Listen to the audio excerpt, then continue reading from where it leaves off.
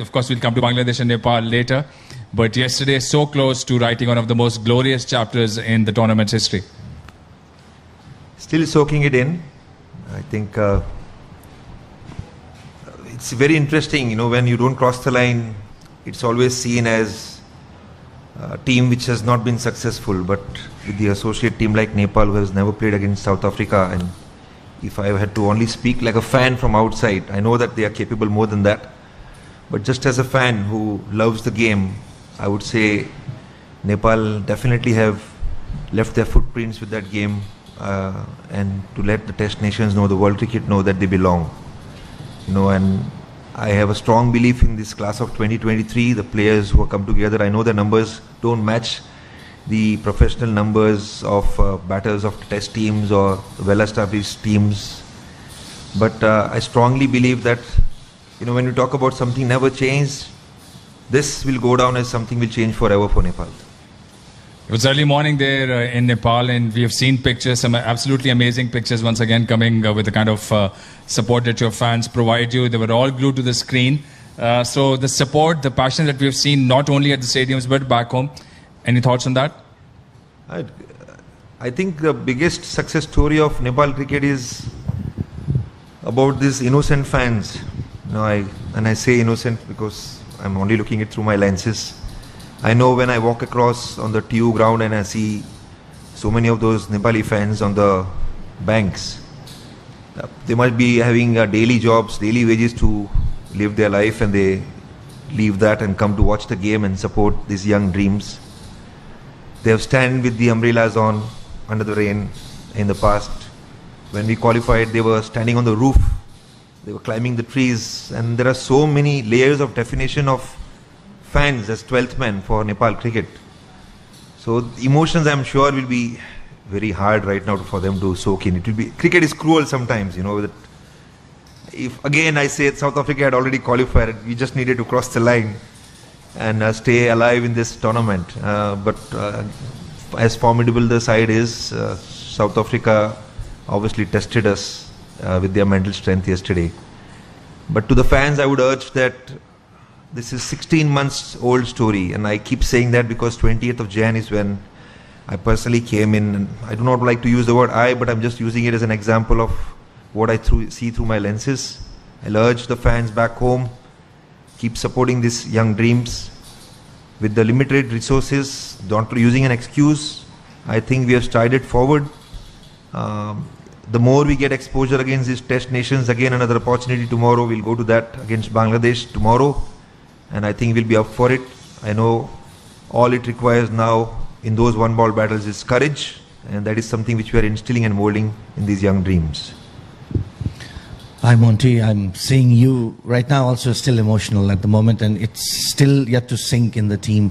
How's the mood back in the team, because it was not just to the fans, it was very, very close game, and we don't have much time to come back because we have a match tomorrow. Yeah. So that is a very important point. We talk about mental strength. This is exactly where the mental strength will be tested for a young associate team like Nepal. 24 hours from now, we'll be planning, discussing, and heading towards the stadium tomorrow to play against Bangladesh. So it is very important to remember the processes that has helped us so far.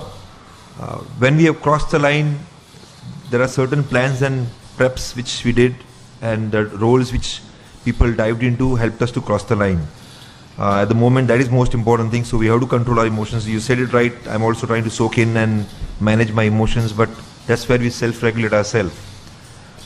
Through my experiences, my observations, I will have a story and a narrative to say, same way for all of you. Combined together also is incomplete, but the facts are different. Every one-ball story is different.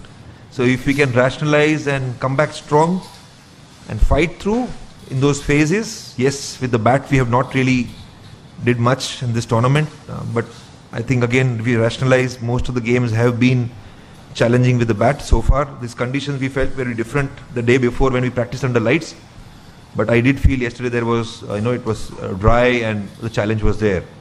Having said that, we fought through the phases with what we know potentially well, but we have a lot more potential. So mixing up all the things together. I think even I have a lot of emotions right now, but we'll stay in present. That's what's the most important thing. Hi, Monty. Nepal is playing last match of the tournament against Bangladesh tomorrow. So will be any changes in our squad? When we come to this level, the platform, we think through. We think through where we think about, okay, if it's now not going to make any difference to our qualification, can we have a reasonable change where we expose other players as well who are potentially good. But what we'll have to also do our homework is Bangladesh as a team, their combination and what skills we can bring in through that new member who walks into the playing 11. So contest well. So it will not be just to give opportunity, but it will be again with the mentality to bring the best 11 in for that particular day and win the game.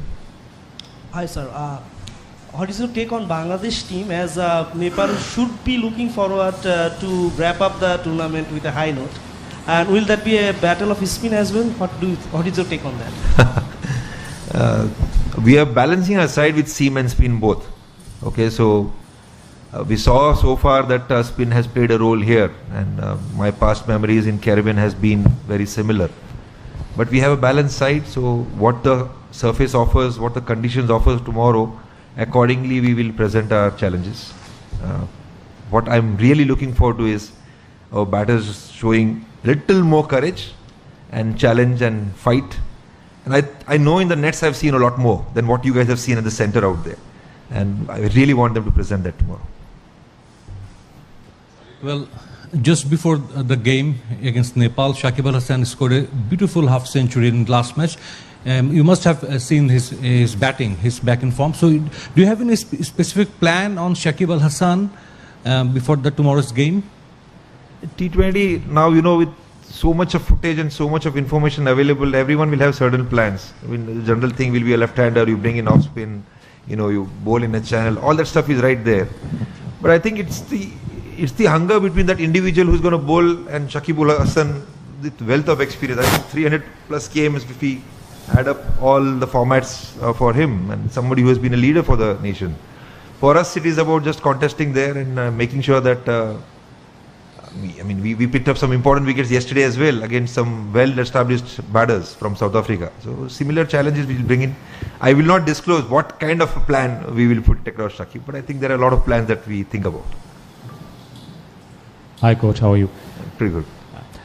Coach, obviously for Bangladesh it's a must-win game tomorrow. For Nepal, in that sense, nothing to lose. So are Nepal going to look to spoil Bangladesh's party because all the pressure will be on Bangladesh? We are building our story, so I'm not thinking about spoiling anyone else's party, but the way the message was in our dressing room is that we still want to live in a world of imagination where we want to believe that we crossed the line yesterday. And we want to think that we are on the 3 points, looking forward to Bangladesh and playing to qualify for Super 8. If you can bring that mentality tomorrow and fight till the end, cross the line, at least we'll go back with proud moment of crossing and then probably thinking about ifs and buts of other games. But yes, we want to put up a show. Coach, congratulations. It was a great match yesterday. I think you already see the wicket. Is there any difference between yesterday's wicket and today's wicket? No, today's wicket I have not seen, so I have no clue about it. But again, you know, like I said, that T20, 120 balls, right? The game shifts so quickly. It's such a fast game. I think any surfaces out there, you have to adapt and adjust.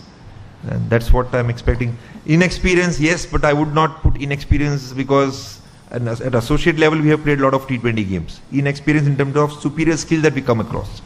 But the actual versus potential, there is a gap, and we want to close that gap by showing it more and more.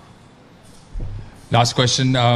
We saw a lot of experts yesterday talk about the fact that in the next 10 years, Nepal would be a real force to reckon with, maybe even earlier. Would you just quickly dwell on the kind of the base and the strength that you have in the domestic cricket over there, and what's the number of players who are there who, of course, a lot more might have been inspired by the performances that you've put across in the tournament.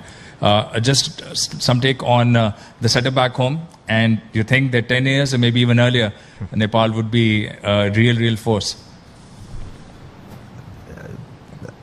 Difficult to again sum up the whole aspect of it, but maybe I will sound like a philosopher right now, but just like life, there are stories which are incomplete. Same way as an assistant coach I've seen with Nepal cricket long back when I was first introduced by Pubudu, the story that they were on. And at that point, Afghanistan and Nepal were neck to neck. In fact, Nepal had beaten Afghanistan in the last World Cup in 2014 when they had represented under Paras Khadka's leadership. And at that point, I felt that, they will also keep climbing up. But somewhere they missed the train and they were 10 years behind. I would not like another 10 years for Nepal cricket. I think we will take the responsibility, of course, as a group together. Look, I've said this before as well. I treat all these cricketers like kids. My daughter is similar age, and I know what dreams they have. When we grew up, we had dreams as well, and that is what we live for. So there are certain goals, short-term goals that we'll have in place, and at the same time, we will constantly communicate with all test nations, all state teams, even back in India, who gave us an opportunity a few months back to play against us, so that the exposure continues. And if that exposure continues, I don't think 10 years will be required. We should be able to script our story properly in the next 4-year cycle. Thank you very much, and all the very best for the game tomorrow. Thank you so much.